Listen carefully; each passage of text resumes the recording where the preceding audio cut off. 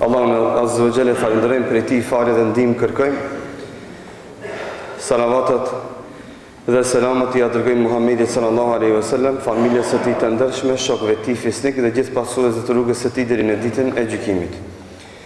Vazhdojmë me jetën e pejgamberit sallallahu alaihi wasallam, ku sot mrim të pjesa e vdekjes së Hatixhes radhiyallahu anha dhe të lashët dhe torturat që i ka pejgamberi sallallahu alaihi wasallam.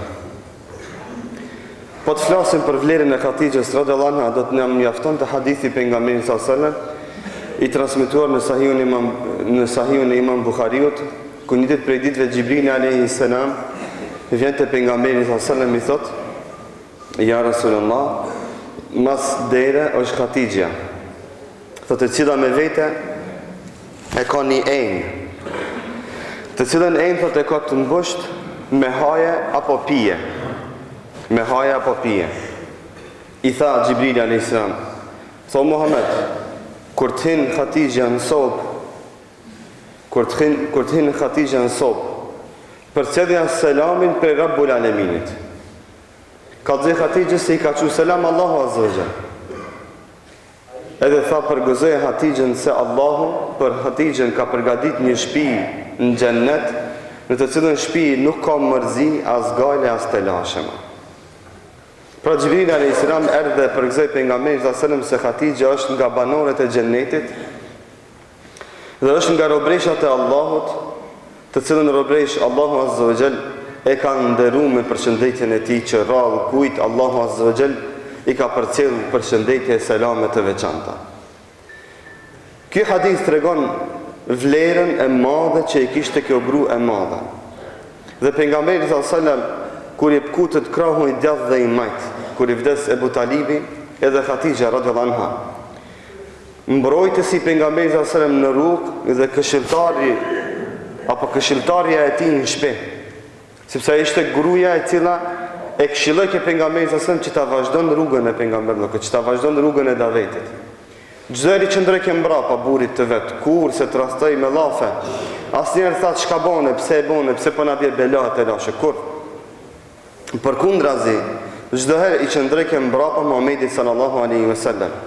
Kur ndodhi gjithë kjo Muhamedi sallallahu alaihi wasallam, në shumë hadithe përmendet që u lodh diçysh, u mërzit, e ka ploj një farë mërzije, të cilën mërzi rall e patën pa sahabët në fytyrën e pejgamberit sallallahu alaihi wasallam.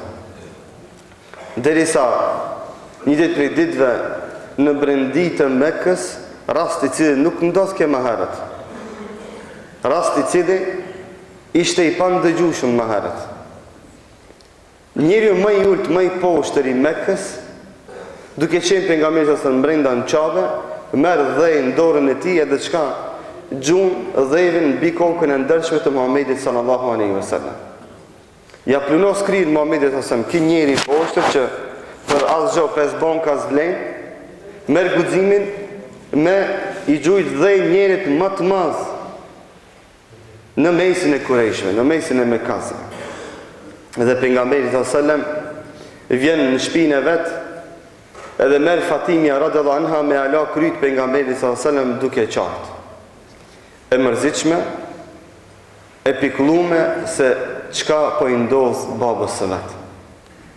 Me mërzi të madhe i ala në kryt babës së vet dhe pejgamberit sallallahu alaihi wasallam i jep gajret edhe bijës së vet, por dhimbja, sikleti të lashe ishte e madhe në zemrën e pejgamberit sallallahu alaihi wasallam, që tregon dashurinë e madhe që e ka pas ndaj tyre dy njerëzve, ndaj bashortës së tij Hatixhës dhe ndaj migjës së vet Ebu Talibit, të cilët ishin për krahës të përbetuar të pejgamberit sallallahu alaihi wasallam deri në frymëmarrjen e fundit. Deri në momentin e fundit, të ditë i dolën në përkrahjen e Muhamedit sallallahu alaihi wasallam. Muhamedi sallallahu alaihi wasallam mas kësaj ndodhie, pasi që i godete ajo mërzi dhe piklim i madh, xhamat mund si shpak për para. Esni para ka xhamat në kom janë mas, a vend ka jam të parë që begi ka vend safet e para. Gushtoni ka pak. Pejgamberi sa hik prej Mekës, kishir me ndru pak vendin. largohet me qef, jo që dikush e përzën, natyrisht. Largohet prej Mekës, me ymit që kur ta ndron në vendin, pak ka me harua të mërzien. Dhe është natyre njeriut që kur ka të lashe dhe problemet mëdhaja me një vend të caktum, se qka me ndru vendin e vetë, me dalë pak, me shku me një vend tjetër, me vizitu dikan, me bo një pushim, një shëtitje, një umre, një haqë, me hekat cikletin atë mërzin. Natyra njerit është kështu, në këtë natyri çdo kush do të ta kupton. Kur ki siklet të lashet të madhe, mos plas me nejt të shpia, e me mori infrakt. Dil, shko vizitoj dikant, shko na i umre ban diçka, lëviz. Natyre njerit e kërkon njerit këtë, se na hikmi pi problemit pi të lashës. Asesi, për kundrazi, për ndrojmë vendin për të bu ma të fort. Për të marrë fuqi, energji, vullnet, takat, për të vazhdu jetën, për të vazhdu rrugën, cilën rrugë na jemi duke e hecë. Njëtën e veprej dhe Muhamedi sallallahu alaihi wasallam, taktizoj. U largu prej Mekës dhe mori rrugën për Taif.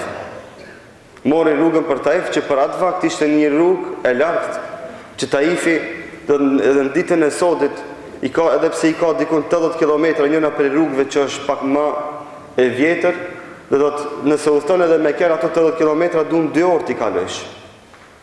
Pse rruga është ashtu, do të të eron dhe vështirë, ai që e ka hejtë se din atë rrugë. Edhe pejgamberi sallallahu alajhi wasallam del në atë udhë, merr udhtim të largët për me shku në Taif me ymit se pak do të largohet prej presioneve dhe trysnive të mekazve dhe do të shkojnë në Taif me ymit se ka me gjetë njerëz më të mirë e më të devotshëm, të cilët do ta përkrajnë pak më tepër, por subhanallahu atje ndodh dhe kundërta asaj që e priti Muhamedi sallallahu alajhi wasallam.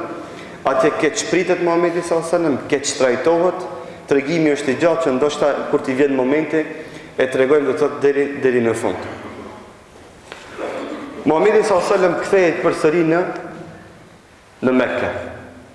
Kurse ndërkohë Abu Bekri radhiyallahu anhu nga presionet e mëdha që i kishte ndaj prej mekazve, prej kurejshitëve, edhe ai do të thotë e nditi nevojën që të largohet pak prej Mekës.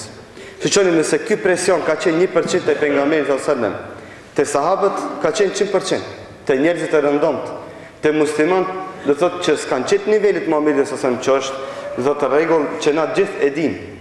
Te ata ka qenë do të thotë ky presion i shumë fishum. Ala ma tepër. Derisa para mendon e Abu Bekri radhiyallahu anhu, edhe ai çka merr udhën për me shku në Abesini. Edhe ai merr udhën për të largu prej Mekës. Tamam del prej Mekës, rrugës ndolet të një shtëpi njërit nga sahabët për me pushu Abu Bekri radhiyallahu anhu, dhe ai andron mendjen e Abu Bekrit. Thota edhe tja. I thota edhe tja. Pse ai e dike se krat djast më i kamet Muhamedi sallallahu alajhi wasallam Abu Bekri. Ai më kamet më plake, ai më kamet më i urti, ai më kamet ai si diku të i cilin mbështetet në çdo moment, në çdo rast. Pa hamendje. Dhe gjithë e dinin se Abu Bekri është ai i cili i del krah Muhamedit sallallahu alajhi wasallam pa u menu dy herë. Pa u menu dy herë, a duhet mi dal, as duhet mi dal. Kështu muslimanët e vërtet bëjnë për dinin e Zotit. Kështu ata flijojnë për ta ndihmuar dhe për krah fenë Allahut azza wa jalla zbritur mbi 7 katë qenë. Dhe njerëzit, këta njerëz i vërejnë, i detektojnë, e din kush janë. Të tillët që janë në gjendje në çdo moment, çdo çast, pa u hamen, kur është në pyetje dini, feja Allahut, me i dalë përballë, do thotë atij që duhet mi dalë. Pa më parasysh forma dhe mënyra që i dilit përballë. Na sot jemi me një shekull dhe me një zaman ku përballë të padrejtës i dalemi me fjalët e tona, i dalemi me qëndrimet e tona, i dalemi me pasurinë tonë. Për ta mbrojtur fenë Allahut azza wa jalla, për ta ndihmuar këtë fe, për ta ndihmuar këtë din. Dhe ai sahabiu i thotë Abu Bekrit, ai dhe tja, kush mbeti thotë me Muhamedit sallallahu alajhi wasallam. Abu Bekri e kupton mesazhin e këtij personit sinqert dhe kthehet përsëri në Mekë. Braktis udhtimin për në Abesini. Pak disa muaj Muhamedi sallallahu alajhi wasallam martohet do të me gruajen e parë mas Hatixhes radhiyallahu anha. përmenda unë se derisa ka qenë gjallë Khatija radhiyallahu anha, derisa ka qenë gjallë Khatija radhiyallahu anha, Muhamedi sallallahu alaihi wasallam nuk është martuar me asnjë grua tjetër. Ka qenë i martuar vetëm me Khatijën dhe rinin e vet. E ka kalu vetëm me Khatijën radhiyallahu anha mas 50 vjeçarës, ka vazhduar të thotë dhe është martuar edhe me gra të tjera, vazhdojmë në xhumon arshme. E kulu qawli hadha wastaghfirullaha li wa lakum fastaghfiruhu innahu huwal ghafurur rahim.